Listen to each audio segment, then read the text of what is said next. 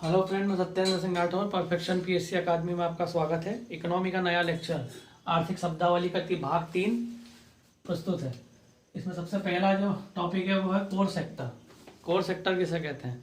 तो किसी भी इंडस्ट्री या उद्योग की स्थापना के लिए जो आधारभूत संरचना होती है, अर्थात किसी भी इंडस्ट्री को यदि लगाना है तो उसके लिए आधारभूत संरचना होगी, उसके लिए सीमेंट की आवश्यकता होगी, उसके लिए रेत की आवश्यकता होगी, उसके लिए लोहे की आवश्यकता होगी, उसके लिए ईंधन या पेट्रोल की आवश्यकता होगी, उसके लिए बिजली की आवश्यकता होगी।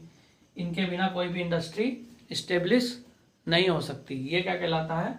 कोर सेक्टर कहलाता है।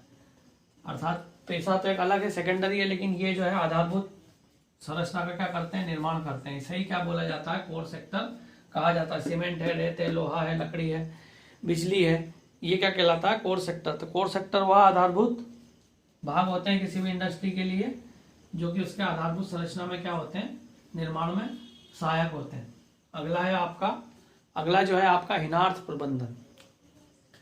तो हिनार्थ प्रबंधन का मतलब ये होता है कि यदि बजट जो है घाटे का है, अर्थात खर्च आपने कर दिए 150 रुपये और आय आपकी है 100 रुपये, इसका मतलब -50 रुपये जो है घाटे में क्या चल रही है? इकोनॉमी चल रही है। तो ऐसी स्थिति में सरकार क्या करती है? अगले वित्तीय वर्ष में 50 रुपये का क्या लगा देती है? नया कर लगा देती है और इस घाटे की क्या करती है? पूर्ति करती है। तो ये घाटे की पूर्ति करने का एक तरीका होता है हर बजट में, लेकिन कई बार सरकार घाटे की पूर्ति कर के रूप में ना कर नोट छापती है। उसकी जगह क्या करेगी? 50 रुपये की क्या छापेगी? नोट छापेगी या आरबीआई से क्या ले लेगी? अस्थायी ऋण ले लेगी। तो इस प्रकार की जो व्यवस्था होती है वो क्या कहलाती है? आपकी हिनार्थ प्रबंधन या डेफिसिट फाइनेंसिंग कहलाती है। अर्थात डेफिसिट फाइनेंसिंग वह व्यवस्था है जिसमें सरकार घाटे के बजट की पूर्ति नोट छापकर या आरबीआई से ऋण के माध्यम से क्या करती है? पूरा करती है। कर के माध्यम से उसकी पूर्ति नहीं करती। तो ऐसा प्रबंधन क्या कहलाता है? आपका हिनार्थ। हिनार्थ यानी खराब, हीन शब्द से आया हिनार्थ प्रबंधन। सरकार का जो मैनेजमेंट है बजट के मामले में वो अच्छा नहीं है, उसकी पूर्ति वो कैसे कर रही है? ऋण लेकर या नोट छाप कर रही है। अगला एक शब्द आता है एम्बार्गो, या हिंदी में बोलते हैं इसको जहाजबंदी या एम्बार्गो। तो जब कोई देश आयात निर्यात बंद कर देता है, अन्य देशों के साथ क्या कर दे? आयात निर्यात पूर्ण रूप से क्या कर दे? बंद कर देगा। तो सीधी बात है कि जहाज जितने भी हैं समुद्र किनारे के, वहां पर क्या हो जाएगी? बंदी हो जाएगी। अर्थात जहाज जो है कहाँ खड़े हो जाएंगे? बंदरगाह पर क्या हो जाएंगे? खड़े हो जाएंगे। तो जहाजबंदी या एम्बार्गो वो अवस्था है जिसमें कोई देश अन्य देशों के साथ आयात निर्यात पूर्ण रूप से समुद्री मार्ग से क्या कर देता है? बंद कर देता है। तो यह स्थिति क्या कहलाती है? जहाजबंदी या घाटबंदी भी बोला जाता है। घाटबंदी या जहाजबंदी, और अंग्रेजी में बोलता है एम्बार्गो। अर्थात अन्य देश के साथ आयात निर्यात को क्या करना? पूर्ण रूप से बंद करना ही क्या कहलाता है? आपका एम्बार्गो या जहाजबंदी या घाटबंदी कहलाती है। अगला जो है आपका हवाला व्यापार। हवाला एक प्रकार का क्या होता है? अनाधिकृत क्या होता है? व्यापार होता है। काय का? अनाधिकृत व्यापार होता है। काय का? रुपए के लेन देन का। रुपए के लेन देन का क्या है? अनाधिकृत व्यापार को क्या बोलते हैं आप? हवाला व्यापार।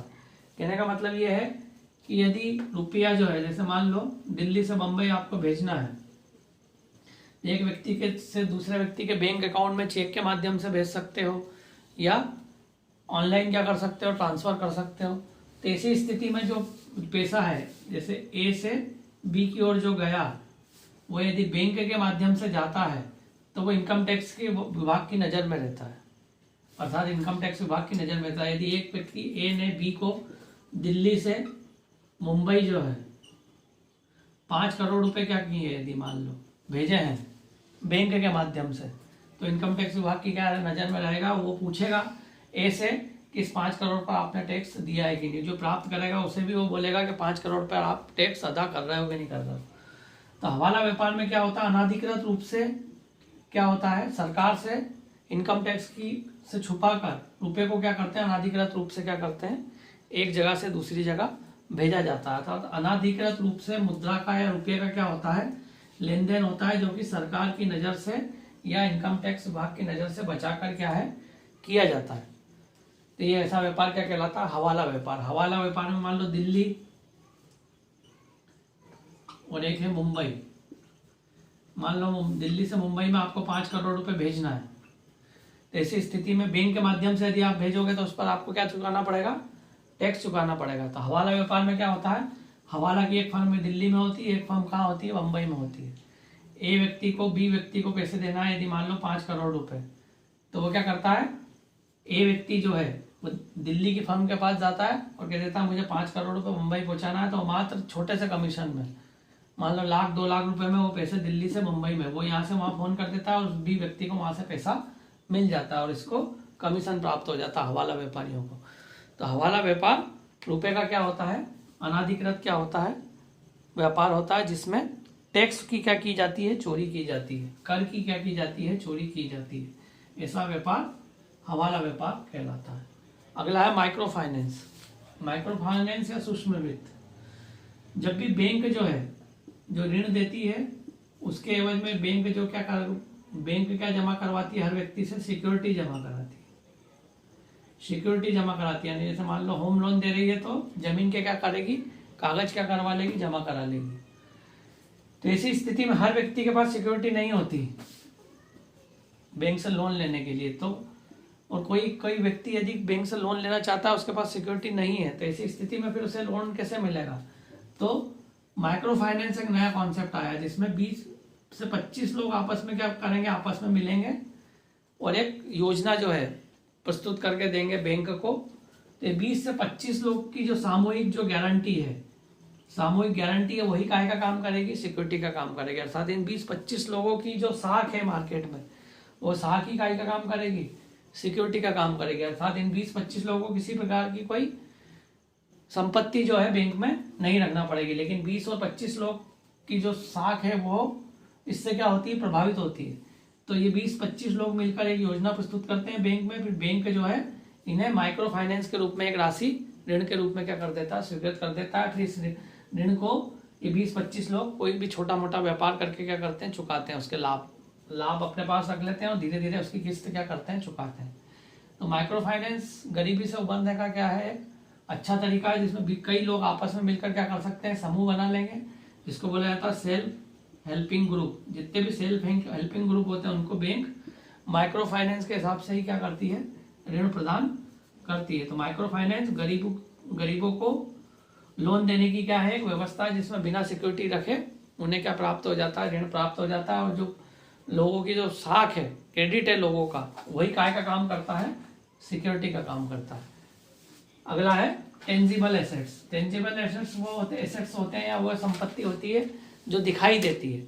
ऐसी संपत्ति जो दिखाई दे, जैसे मकान है, कार है, आपके गहने हैं, तो ऐसी संपत्ति क्या कहलाती है, टेंजिबल एसेट्स, ये कहलाते हैं टेंजिबल एसेट्स। और इनटेंजिबल एसेट्स वे एसेट्स होते हैं जो कि दिखाई नहीं देते। जैसे मान लो किसी वस्तु का आपने क्या करा दिया, पेटेंट करा दिया, उस पेटेंट से आपको क्या हो रही है, लाभ आय हो रही, तो पेटेंट हो गया। कॉपीराइट हो गया, कॉपीराइट करा लिया किसी का आपने, पेटेंट करा लिया, ये सब चीजें क्या आती है, इनटेंजिबल काय में आती है, एसेट्स के रूप में आती है। ये भी एक प्रकार का क्या है, आपका कॉपीराइट है या पेटेंट है, ये भी आपका एक प्रकार का क्या है, एसेट्स के रूप में माना जाता है।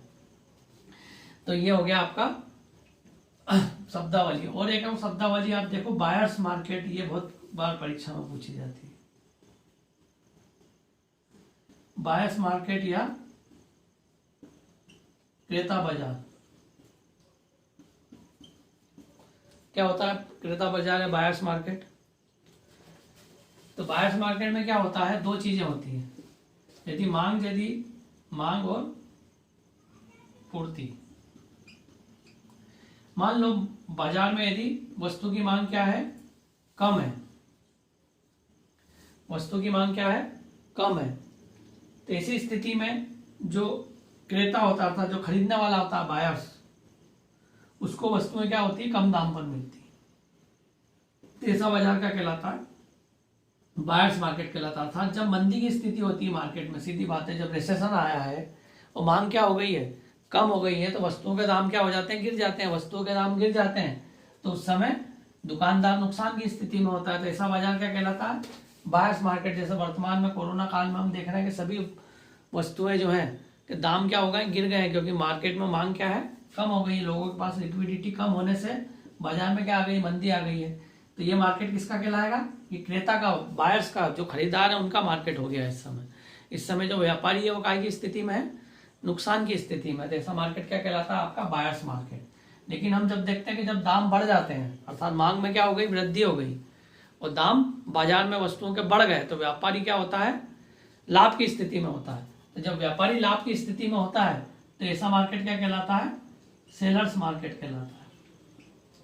अर्थात जब खरीदार जो है लाभ की स्थिति में होगा वो होता है मंदी के समय, और जब इन्फ्लेशन आता है मार्केट में, इन्फ्लेशन अर्थात मुद्रास्फीति आती है, महंगाई बढ़ती है, तो उस समय व्यापारी क्या होता है, लाभ की स्थिति में आ जाता है। उस समय क्या कहलाता है, वो सेलर्स मार्केट कहलाता है। तो वर्तमान में यदि वर्तमान कोरोना काल का समय देखें तो इस समय कैसा मार्केट चल रहा है, बायर्स मार्केट का क्या चल रहा है, समय चल रहा है।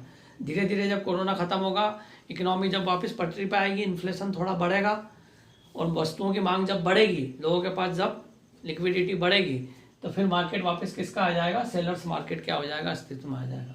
तो ये 7-8 शब्दावलियाँ थी, इसको और अब भी और हम आगे कंटिन्यू रखेंगे। लेक्चर को ज़्यादा से ज़्यादा क्या कीजिए, सब्सक्राइब कीजिए, शेयर कीजिए, ताकि ज़्यादा से ज़्यादा तक बच्चों तक ये क्या हो, पहुँच सके। तो आर्थिक शब्दावली जो है बहुत ही महत्वपूर्ण होती है, जब सभी प्रतियोगी परीक्षाओं में क्या होती है, समान रूप से पूछी जाती है। ठीक है, शब्दावलियों को क्या कीजिए, ध्यान से समझिए, एज इट इज परीक्षाओं में आ जाती है। ये टेंजिबल एसेट्स किसे बोलते हैं, इंटेंजिबल, माइक्रो फाइनेंस किसे कहते हैं। ये माइक्रो फाइनेंस का जो कॉन्सेप्ट है ये लेकर आए थे मोहम्मद यूनुस खान, जो कि बांग्लादेश के क्या थे, अर्थशास्त्री थे। इसके लिए इन्हें शांति का क्या मिला, नोबेल प्राइज मिला। शांति का नोबेल प्राइज मिला है मोहम्मद यूनुस खान को। ये कॉन्सेप्ट कौन लेकर आए थे, मोहम्मद यूनुस खान, माइक्रो फाइनेंस का। इसके लिए शांति का क्या मिला, इन्हें नोबेल प्राइज मिला। जबकि इकोनॉमिस्ट थे, तो इन्हें इकोनॉमी का क्यों नहीं मिला, इसलिए नहीं मिला क्योंकि इनके माइक्रो फाइनेंस के द्वारा बांग्लादेश में इन्होंने क्या मिटाई, गरीबी मिटाई। और गरीबी मिटने से क्या होते हैं, अपराध क्या होते हैं, कम होते हैं। और अपराध कम होने से समाज में क्या होती है, शांति आती है। तो गरीबी को क्या माना गया है, अपराध का सबसे बड़ा कारक माना गया है। तो माइक्रो फाइनेंस के माध्यम से पूरे वर्ल्ड में गरीबी को क्या किया गया है, मिटाने में महत्वपूर्ण भूमिका निभाई है। इसलिए मोहम्मद यूनुस खान को शांति का क्या मिला है, नोबेल प्राइज मिला है। ये और चीज़ आप थोड़ा सा इसमें ध्यान रखना। तो आज का लेक्चर यहीं समाप्त करते हैं। धन्यवाद, जय हिंद।